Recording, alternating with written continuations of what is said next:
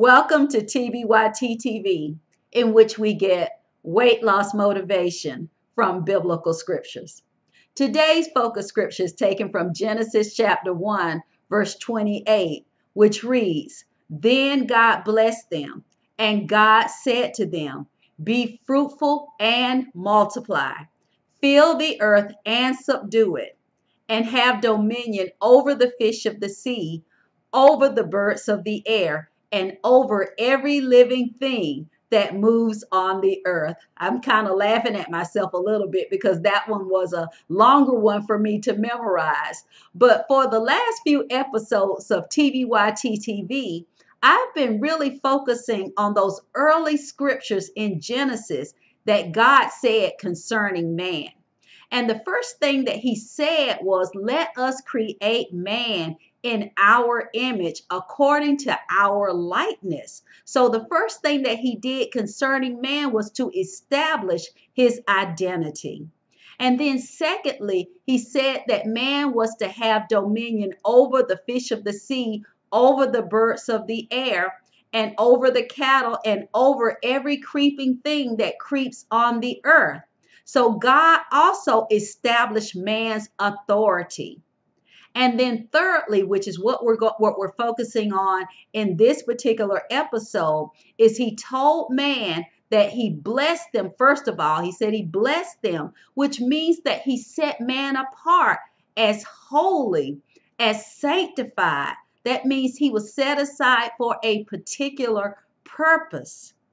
And he told man to be fruitful and multiply, fill the earth and subdue it. And then he repeated man's dominion.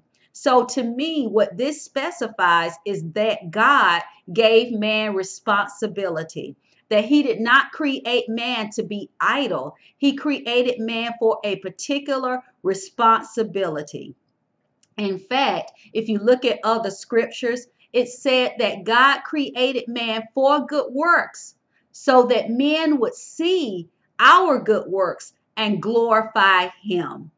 So we were created with a high responsibility, and we were created to manifest godly character to others as well.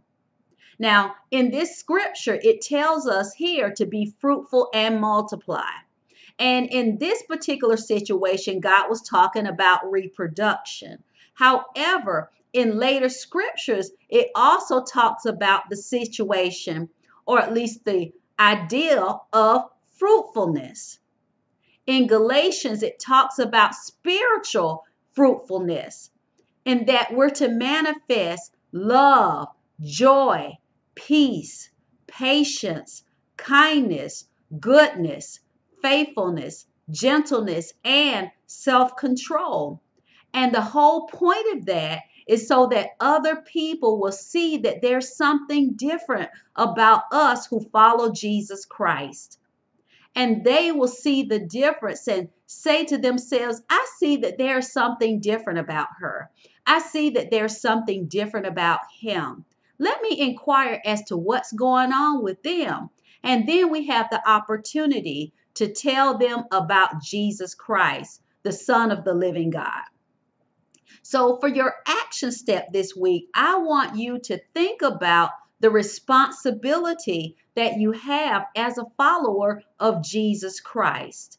That God established all of these things with our identity, our authority, our responsibility before he introduced the topic of food.